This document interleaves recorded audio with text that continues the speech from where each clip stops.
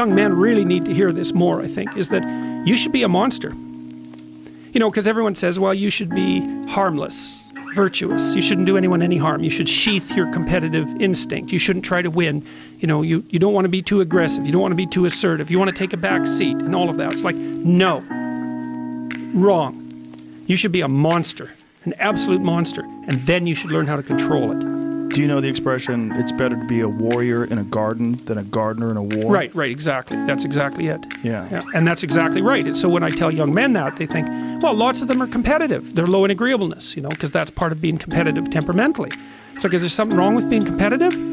There's nothing wrong with it. There's something wrong with cheating. There's something wrong with being a tyrant. There's something wrong with winning unfairly. All of those things are bad.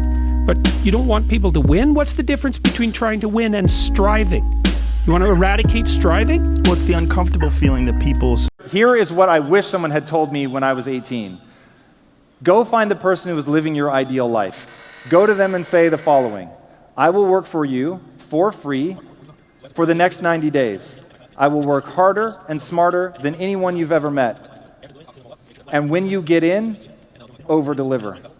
You better shock them. You better leave them in awe. Nothing is below you. You're willing to do everything. You hustle harder than anybody, and you're doing it all for no money. And you say to them, if at the end of those 90 days you would rather pay me than lose me, great, I have a job. If not, we shake hands and part ways. All I ask in exchange is knowledge and connections.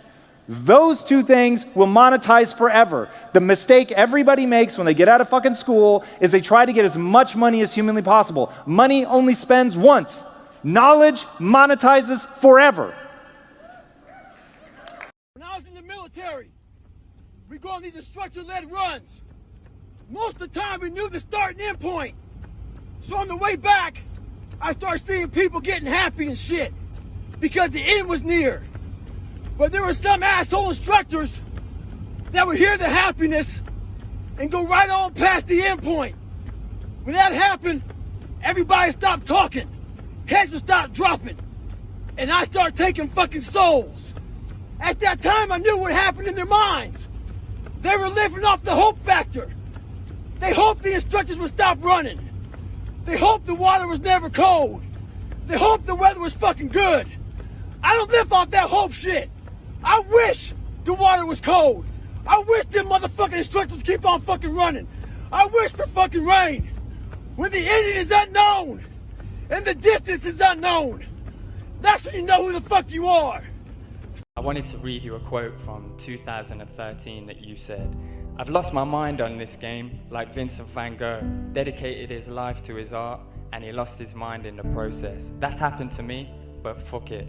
When that gold belt is around my waist, and my mother has a big mansion, my girlfriend has a car for every day of the week, and my kids' get everything they ever wanted, then it will pay. Then I'll be happy. I lost my mind. Can you just reflect and talk to me about how that makes you feel hearing that in 2021? You know, it's been some ride. I've got it done, and I'm up here, mad as a brush.